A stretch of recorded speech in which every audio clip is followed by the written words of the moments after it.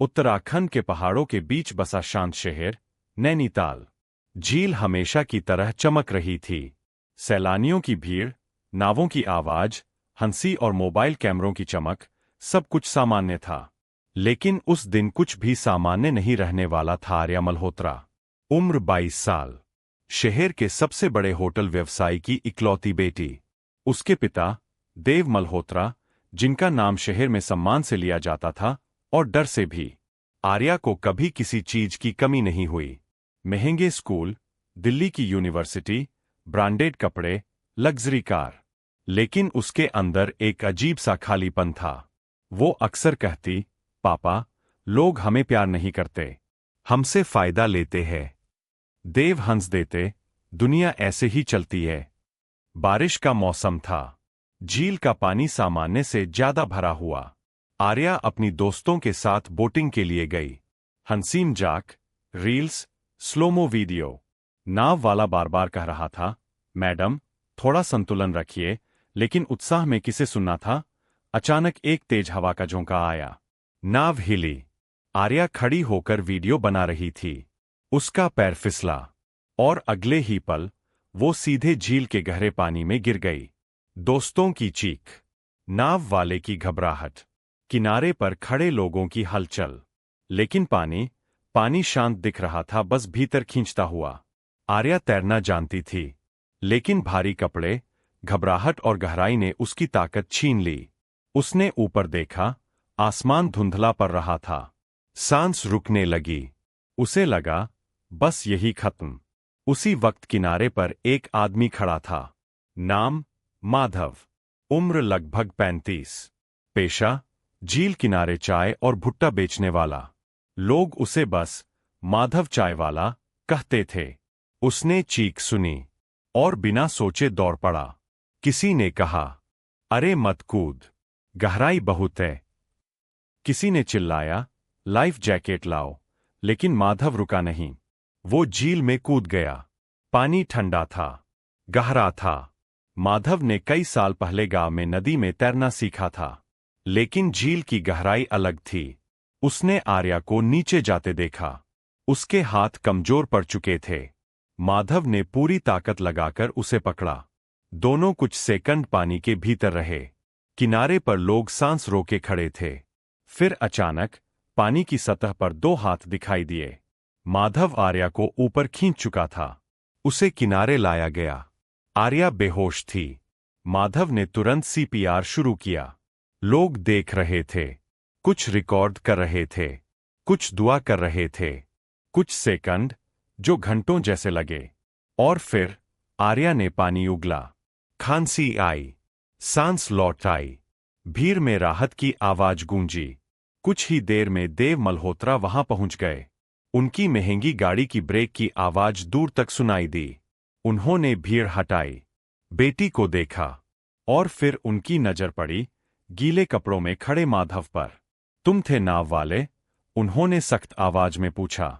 माधव चुप रहा। किसी ने कहा, नहीं साहब, ये चाय बेचता है। इसी ने बचाया। देव ने कुछ सेकंड उसे देखा, फिर जेब से पैसे निकालकर उसकी तरफ बढ़ाए। ये लो।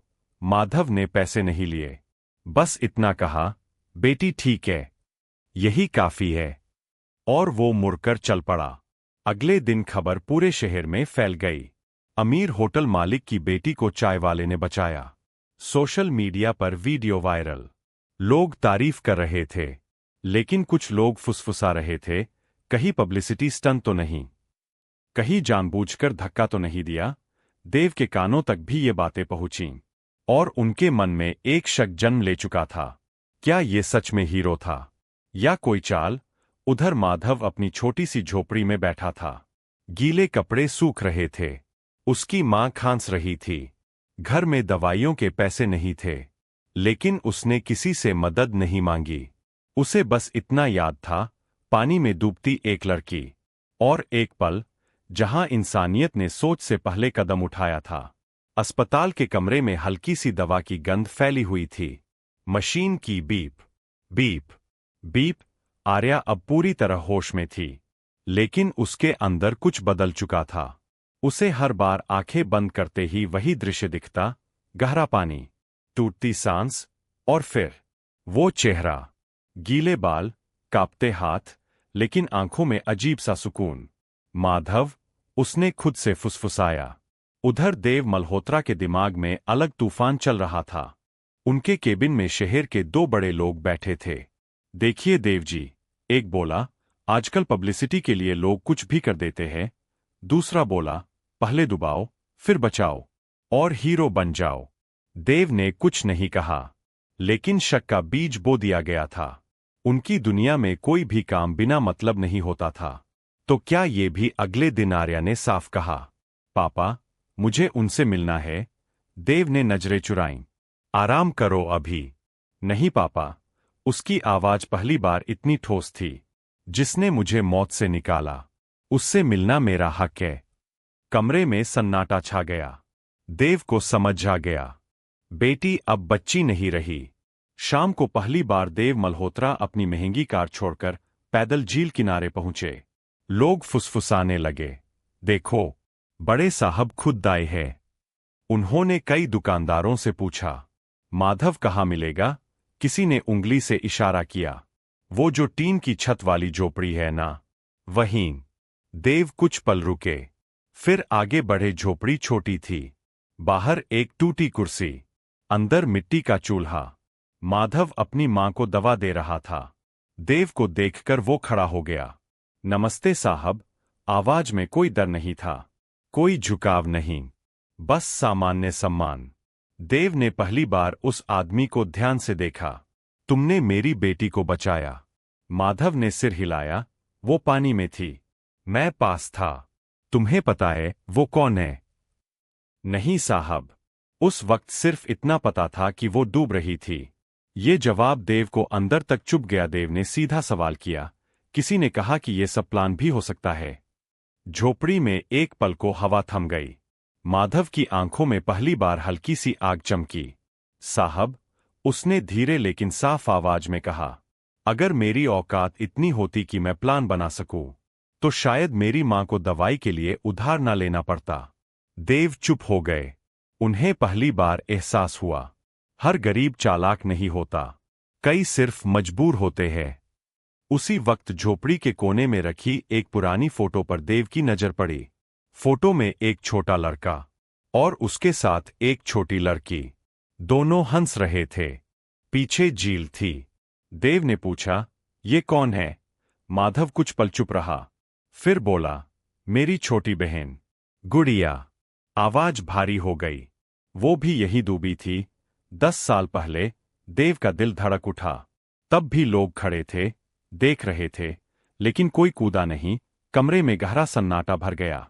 उस दिन मैंने कसम खाई थी कि अगर कभी मेरी आंखों के सामने कोई डूबेगा तो मैं सोचूंगा नहीं। देव की आंखें झुक गईं। अब सब साफ था। माधव ने आर्या को इसलिए नहीं बचाया क्योंकि वो अमीर थी।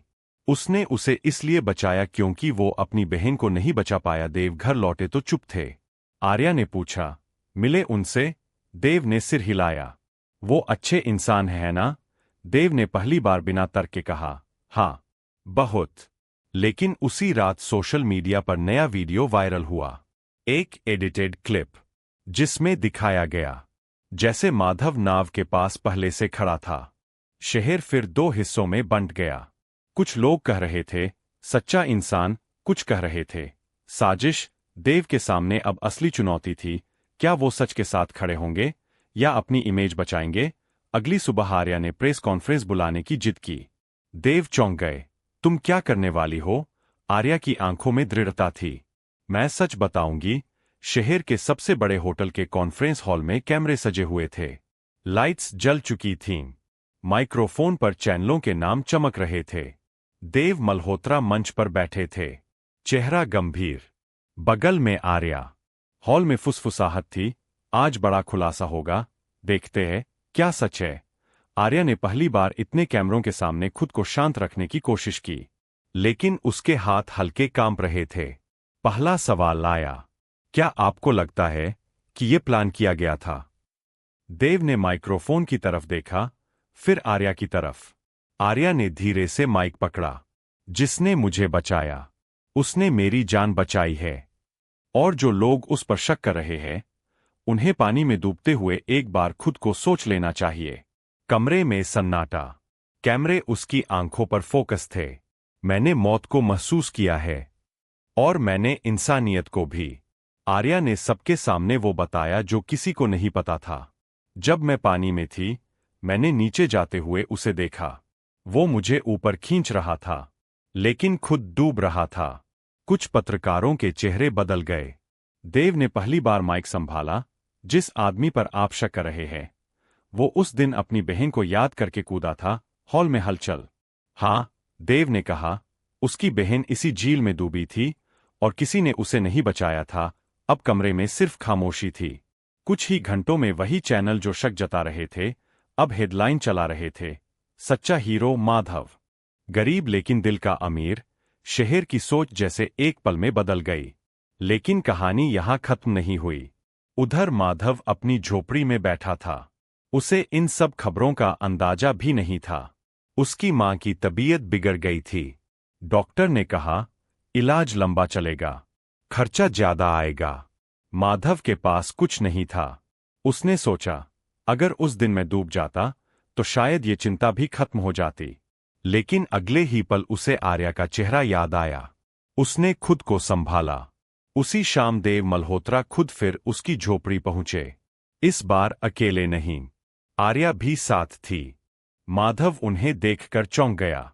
साहब, देव ने पहली बार उसके सामने हाथ जोड़े। मुझे माफ कर दो। माधव सन्न रह गया। मैंने तुम पर शक किया जबकि तुमने मेरी बेटी की जान बचाई। आर्या की आंखों में आंसू थे। आपने मुझे दूसरा जन्म दिया है, उसने कहा। देव ने कहा मैं तुम्हारी मां का पूरा इलाज कराऊंगा। माधव ने तुरंत सिर हिलाया। नहीं साहब, एहसान मत कीजिए। देव ने जवाब दिया, ये एहसान नहीं, कर्ज है, झील का कर्ज। लेकिन उसी रात एक और मोड़ आया। माधव की झोपड़ी में आग लग गई। लोग दौड़े, पानी डाला गया, लेकिन आधा घर जल चुका था। किसी ने फुसफुसाया, शायद किसी को उसकी शोहरत पसंद नहीं आई। अब कहानी सिर्फ इंसानियत की नहीं थी, ये ईर्ष्या, जलन और समाज की कड़वी सच्चाई की भी बन चुकी थी।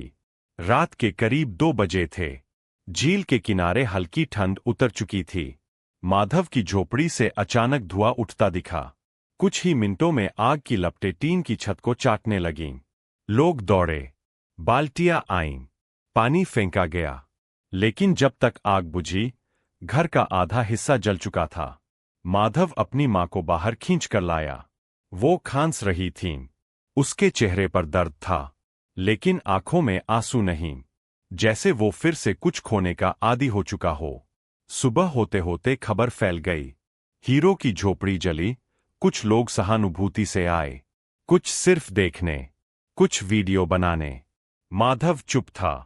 वो राख में से अपनी बहन की पुरानी फोटो ढूंढ रहा था। उसे वो मिल गई, किनारे से थोड़ी जली हुई। उसने उसे साफ किया और सीने से लगा लिया। कुछ देर बाद एक गाड़ी आकर रुकी। देव मल्होत्रा उतरे। आर्या भी साथ थी। उन्होंने जली हुई झोपड़ी देखी, फिर माधव को। देव ने धीरे से पूछा, कैसे हुआ? माधव ने सिर हिलाया, पता नहीं साहब, शायद चूल्हे से। लेकिन आसपास खड़े 2 लोगों की फुसफुसाहट देव के कानों तक पहुंची। कल ही तो सोशल मीडिया पर उसकी तारीफ हुई थी, किसी को बर्दाश्त नहीं हुआ होगा। देव समझ गए, दुनिया इंसानियत से कम, ईर्ष्या से ज्यादा चलती है। आर्या आगे बढ़ी।